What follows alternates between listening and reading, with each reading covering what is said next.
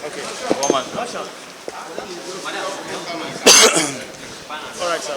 We've had back and forth with dates and service and no service. And finally, we finally arrived at having a new date for. What's your reaction to this whole process so far? Yes. As you are aware from the beginning, we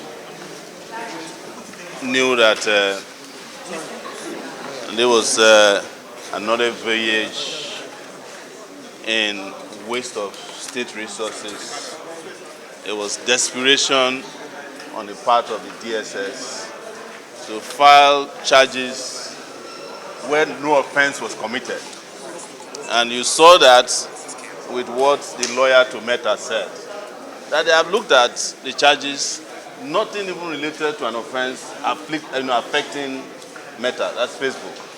And I think the same thing applies to Twitter, and of course it applies to me because there was no disclosure of any offense. If you see the charges they served me, they have one page of proof of evidence, and that was a picture, a still picture they grabbed, a screenshot from whatever they get of Tinubu standing in front. That's not proof of evidence.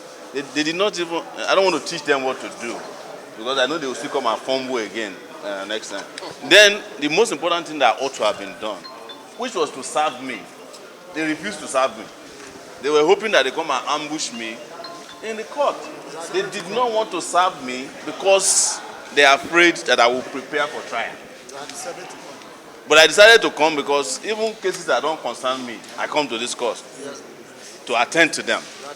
So what is important, Nigerians, is that our focus on how to fix this country is our inalienable right, and it's sacrosanct. In the process of doing that, we will not spare anybody because we are 200 million people and we deserve good governance, we deserve attention, we deserve accountability, transparency, we deserve the basic minimum standards of democracy and tenets, one of which is freedom of speech. You cannot litigate against us in any court or criminalize it. Even the man, the drunkard in the FCT, Nyesom Wike, who said an American has never called Trump a criminal, was presented with over 1,000 videos. The DSS claims that it's their job to protect the president. It's their job to protect him, but it's not their job to police free speech in Nigeria. That one is not. The DSS takes its inspiration from the Secret Service in the US, which exclusively protects the president of the US. The Secret Service has never filed a lawsuit against an American who said Trump is this or that, because they use America, that's what I'm using. But let's even concede, without admitting, that they don't do it in America. We can do it here. Yes. Because Americans don't have our type of problems. Exactly. Americans have schools, they have functioning hospitals, they have great jobs, there's no unemployment. So Americans can decide to be complacent about calling out their leaders. We haven't gotten to where America was in 1900. So our own circumstances are different. And we must approach it with the tenacity and the ferocity that is required to ensure that those who claim to be our leaders, whether they rig themselves into office or they seize power, we hold them to account. And I'm saying this, that even under the military, when the military will seize power through a martial music, we confronted them, even though we didn't appoint or elect them. So how much more the so-called civilian regimes in the country who supposedly were elected by a constitution that they uphold all the time, even though I don't believe in that constitution. But that's all they have for now. So I just want to make it very clear, and it's very important for all of you, particularly in the media, that no offense has been committed, and the trial could not continue today because there is no way we can prosecute an offense that does not exist.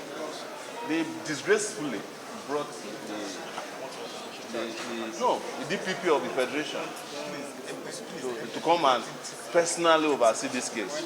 The reason why he came is they forced him here. That's why he was unprepared. He did not know that I have not been served. Because I think he was arrested and bundled here. Because I found out in their initial charge that they published in public that he refused to sign off on the charges. He was not consulted. But the DSS had to force him to come here because they know me since 2019. Their lawyers cannot face me. So they have brought the DPP, and the DPP must learn a hard way. Exactly. That's the rule. Exactly. Yes. Away from this consensus now. Yes. Let's go into a lot of Arise correspondence yesterday. Yes. And we heard that the police will actually be reached out to. What's your reaction you take to that? I reacted last night, and let me send my condolences to her family and her co-workers. I knew, even without having been told, that she's a victim of Nigeria. Nigeria happened to her. I was reading on my way here, I've not confirmed, that they robbed every flat in that building. They called the police. Police did not show up until after she had jumped out of her window, gotten injured, and had no emergency support. She was found alive by the police, but when she asked to be taken to the hospital, the police said they had no fuel in their car. Maybe, if the police had not allowed their car to be stolen by a thief, maybe that car could have helped her to get to the hospital. Who knows? That's true. So there's a fundamental problem here, people. We are in trouble. And her own tragedy is just symptomatic of that problem. But I feel so bad for her. I feel bad for her that today maybe I would have visited her family, but I have to be in court. So, again, my condolences. But Nigeria happened to her. Nigeria has been doing people dirty everywhere. And her own case came to the surface because she's a member of the elite class. As we are speaking, they are killing people in droves in Kwara State. Those ones don't even hear from the police or army. They have been left on their own. The people of Zamfara have been left to their fate. People of Kaduna have been left to their fate. Katsina left to their Benue left to their fate. Kidnappers are riding roughshod. Because, again, your leaders have more interest in trivial things than substance. The people that should be prosecuted by the DPP are the people who are engaging in banditry and terrorism. But the DPP will probably be one of the people meeting with them in Zamfara and taking selfies with them. That's what they do with bandits. If I were to be a dangerous, terroristic person, they will come and negotiate with me. They won't bring me to court. The other part is that two things. If this charge proceeds after arraignment, the president must be willing to come as my witness. Yes, I'm not going to use God as my witness. I want to use him as my witness, that my statements are correct. Even if you go the civil route, truth is a justification. I will justify everything I've said about anybody who is in position of authority in Nigeria. I've been around long enough to be able to say this confidently. So guys, thank you so much. We still have two other pending cases.